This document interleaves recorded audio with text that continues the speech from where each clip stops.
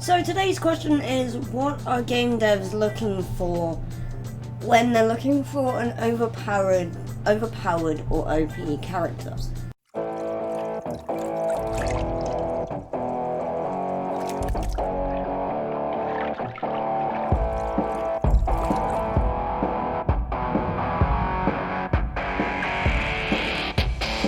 Hey guys, welcome back to the show, welcome back to the diary. So yes, gaming talk today.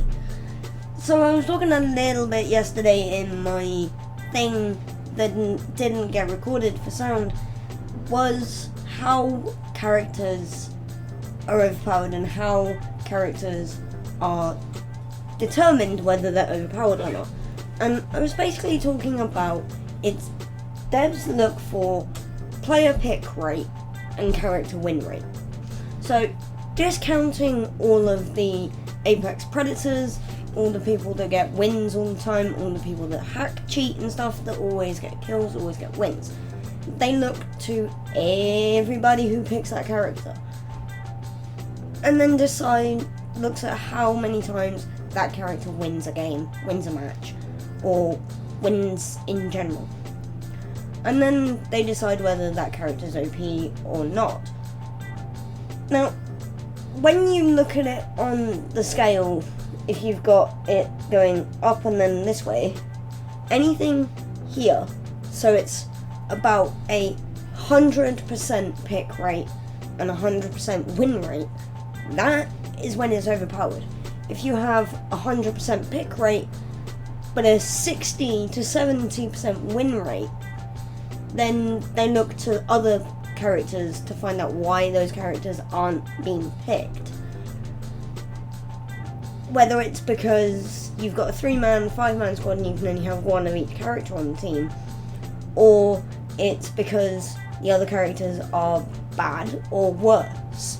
This is why when you look at games like Rainbow Six Siege and Apex, this is why they took away Jaeger's ACOG sight. Now, Jaeger at the time of this was a 3 armor, 3 speed. So, in my mind, and in the mind of most players of Rainbow Six Siege, 3 speed. No, a 2 armor, 3 speed is what he was. He was 2 armor, 3 speed. But a 3 speed operator is a roamer. So they go around the map looking for people, they go around looking for the attackers. So, why does he need an ACOG? The ACOG sight is like the sniper sight, it's like times 8, times 10. Probably actually just times 8 kind of scope. So why does he need that far? Why does he need to see that far? If he's doing close quarters combat. The only characters that need that long range sight are 3 armor, 1 speed or 3 armor, 2 speed. The ones that are aimed for anchoring, aimed for sitting on sight, waiting for people to come in, waiting for people to peek windows, waiting for people to peek doorways. Because they need that longer range, they need that longer scope. But in recent months, they've also taken away the ACOG from Hibana. I can see why they took it away. I am slightly irritated that they took it away. But I can see why, because if Hibana's better for taking apart hatches because of the way her Cairo pellets or ex-Cairos take out the barricaded walls and hatches, she's going to be dangling from windows a lot, and then she's going to have that longer range of sight and going to need that ACOG for the longer vision she has, or that she can see at that point. Which is why it's irritating that they took it off her. But the amount of kills players get, the amount of kills that good players get with her, with the ACOG, something with the devs didn't really sit right, and it was like, well, this kind of wasn't our idea, so we're going to take it away. This is why they took out drop shotting. I really despise drop shotting. I don't see the point in drop shotting because if the only way you can stay alive is to drop shot, you need to go back to the firing range or the training room because there are other ways to stay alive, whether it's healing. I know in Siege you can't heal, but unless you have a dock. But there's cover. If you have to stand up, fire, then drop into cover again, that's fine. But it's just the fact that you fire, drop, and you carry on firing as you're dropping. There's no skill in that, guys. That's why they took it out. There's no skill in it. But just because a certain character is hard for you to beat does not make them OP. If it's hard for everyone to beat that character, then maybe they are OP, but this is kind of coming out because so many people say, oh, this character's OP, this character's OP, that character's OP. It needs enough. This character needs enough. This character now needs a buff because that character's too strong now. No. I mean, anyone that's watched Pengu play Rainbow Six Siege will say that he plays characters really well. I still say that Pengu's God, even though Pengu has turned around and said that there are other players who are better than him. And granted, there are other players that are better than him, but no one plays Rainbow Six that I know, that I've seen, like Pengu does. The amount of clutches Pengu's had, the amount of kills Pengu's got, and the amount of wins Pengu has secured for his team because of the way he plays, it proves and shows that it's the player that's OP or the player that's good, that's not the character. Like, say, for those of you who know Coven, who used to be on Mexo, is now on Twitch, if you see him play Caustic, you might turn around and say Caustic's OP. No, Caustic's not OP. I think Caustic's fine where he is. It's just one thing that could be changed about Caustic is the amount of tanks he can have on the board at any one time. I think it's somewhere about 6, 8. It's a lot. If you're trapped in one room and there's a Caustic trap everywhere, on every door or every window, every entrance,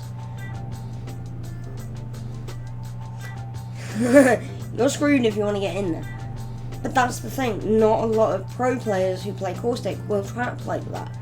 They will trap at certain times. They will use the gas ultimate, gas cloud, in the middle of a fight because they need the distraction, or they need to heal, or they know that they're absolute and they need that last little bit of damage done.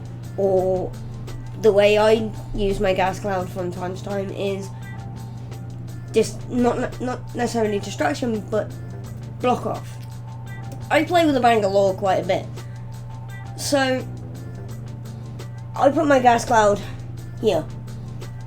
They're running off this way to get out of them, so they're doing that. My banger strikes over here, and yes, camera's backwards, so I don't always know which way to go. But yeah, my Bangalore strikes here. So they can either sit in the middle and still get hit by the banger strike because of the way the banger strike works, or they can die via my gas because it's less aggro or less painful than the strike is. The other way to do it is gas, then the banger strikes on top of the gas or just in front of the gas. So it's, yeah, but like I was saying, the reason why I gas then the Bangalore strikes the other spot is because whenever you get something like that, whether you're throwing a grenade, throwing gas, throwing smoke, or putting out the silence for Revenant, everyone disperses. Everyone just scatters. That's why the strikes work so well like that. It's the same with Gibby and Bangalore. The Gibby Bangalore double strike method is only OP if two things are present, or two things happen.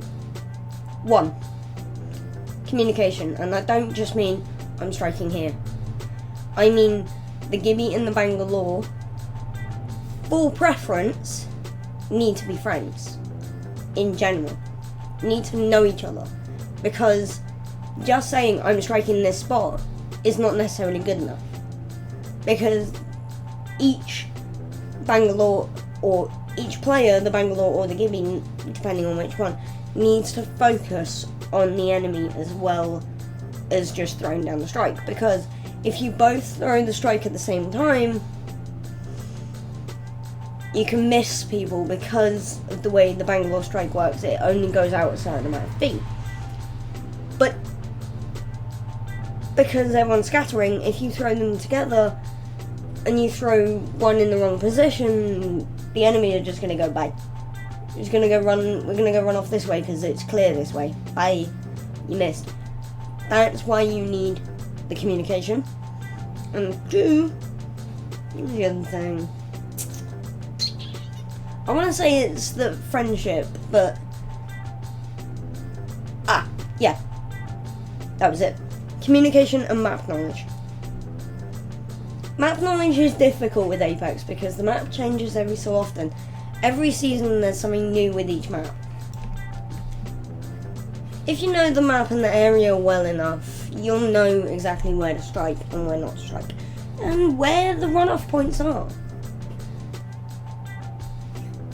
So that's kind of why it's only OP with those two situations, because for the most part, Bangalore and Gibby strikes don't work properly. For most players, you won't get a lot of kills. You'll get hits, but you won't get the kills. It's timing as well. I think that was what I was going to say. Communication and timing. That's the two really big things. Communication and timing. Because the Bangalore strike will only knock down or kill if your enemy is stupid enough to stay still right next to a couple of the rockets. A Gibby strike is about the same. The explosion hits will only knock down or kill if the enemy is stupid enough to stay within a certain distance of each explosion. So it's all about the timing and the map knowledge as well. Now, the only reason why I've recently or previously got taken by the Gibby strike, and it's really irritating. Thick solid wall, I'm on the other side of it, the rocket or explosion is on the other side of it too. So, explosion, me, wall. I still get down from it? How? Huh?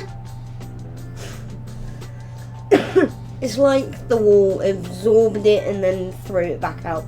But it's not just that. It's, like I said, it's like the explosion dropping down and ricochets coming off of it. Which is what is the biggest killer, not the aftermath. The ricochet of the explosion. It's not just the explosion, is everything that comes off of it as well. So devs are just looking for how often characters are picked and how often that character wins. Now, if, like I said, if you've got a 60% win rate, then everything's all good. The devs aren't gonna look at that and go, what's going on? Because they'll look at it and go, right, okay, 60%. I think we're hoping for 50, but it's pretty cool. they might look at the gun, they might look at the abilities and go, right, okay, But for the most part, they'll look at the player. They'll look at the player's history in kills history. See how quick the kills are coming through. See what they're coming through with.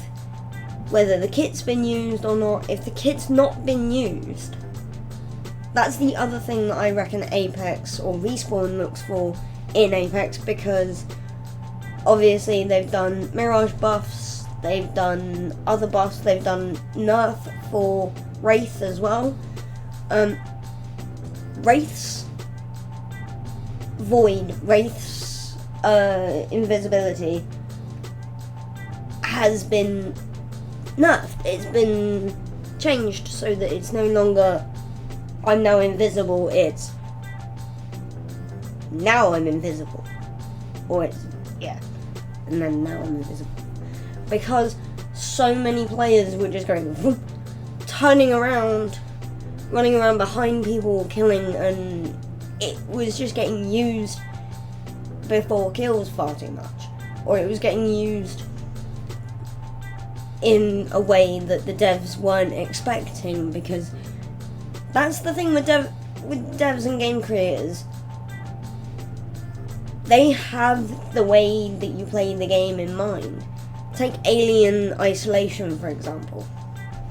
If you throw too many distraction traps or anything like that around with the alien, it'll start ignoring them. So if you throw the clanger or anything like that, you throw the distraction flare, it'll stop going to it. It'll look at it and just be like, where did it come from? Oh, it's over there. Right, okay. Right, and come get you. Because the devs know how people play, and they wanted people to actually be tactical and be smart about it, and only use the distraction stuff sparingly. So it's like you throw one, it's like, where are you? Where did you go? And then you can shoot it in the back. But then the second one is like,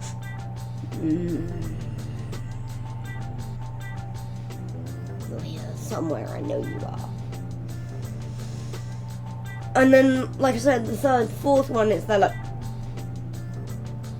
nope, not walking over to it. And again, if you throw it in its vision at the third or fourth one, it'll just look at it and just be like, that came from over there. So you can't just spam things. It's why Respawn took away the ability to hold a stack or several grenades and throwables in a stack, in a slot, because so many people were picking up 20 arc stars and only taking up about 2 bag slots. 2 to 3 bag slots for 20 arc stars. And they were just going with the arc stars. Or even the grenades. Or the thermites. Imagine that, guys. 20 thermite grenades being spammed like that in one space. And I'm talking a tiny little area like this. People have done that in Apex, and it was nuts, and it was like an oven. Ouch. So if, like I said, game creators and developers have got a way of playing the game in mind when they make the game. So you differ, that's the word, yeah, if you differ from that one, the devs will question why you're differing from it, and they will make their mind up as to change it or not. Like with the drop shotting, they saw that drop shotting was being used and abused, and they decided it was too much of scummy behaviour to let it stay in, so they took it out. But like with other characters, like with Apex and some other characters, the cool things some players do with some characters, the devs sit there go, that's pretty cool, we're keeping that in. Unless the only time they wouldn't keep it in is if it was a glitch that they were doing, or that caused them to do what they were doing. Because glitches cause big problems. You glitch one thing, everything else will glitch. So you can't really keep hold of a win if it's glitched. You can't really carry the right item you need if you've glitched the game. Like I said, you glitch one thing, other things are likely to glitch. But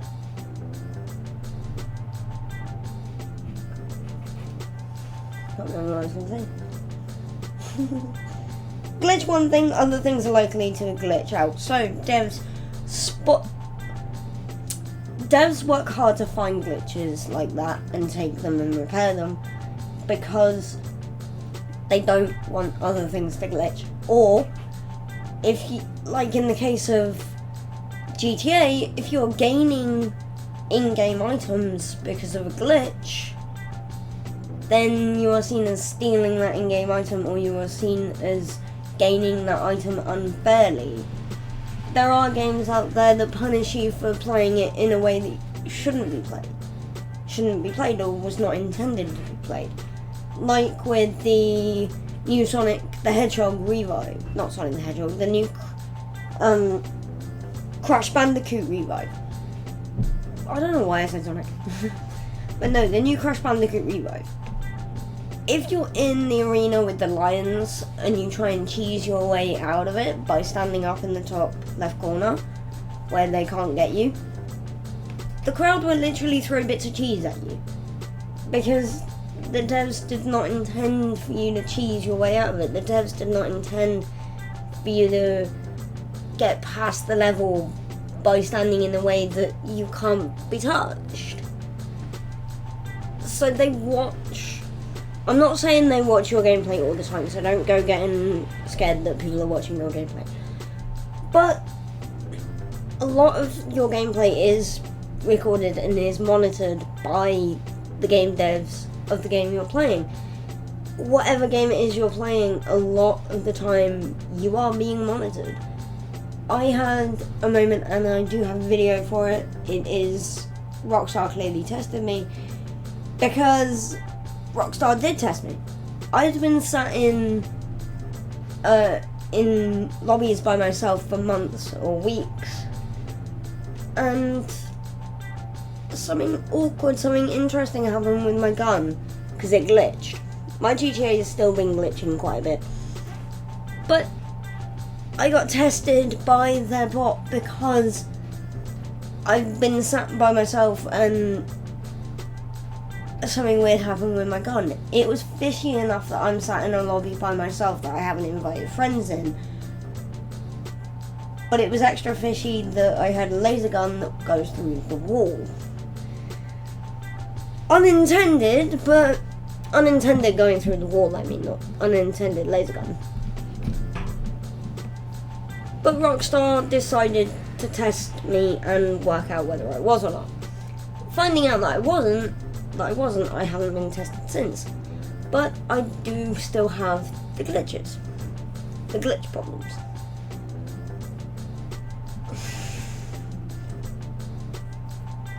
But no, I reckon that's it for me today, guys. Main answer for today is that game devs just really look for pick rate and win rate. So that's how they work out whether someone is OP or not. Win and pick rate. Let me know which game you've been playing recently down below, and that's it for me today, guys. I will see you tomorrow. See ya.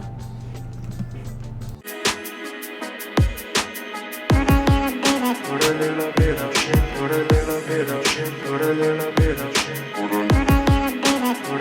Get a little bit of gasoline. Welcome to another crime scene. Get a little bit of gasoline. Welcome to another crime scene.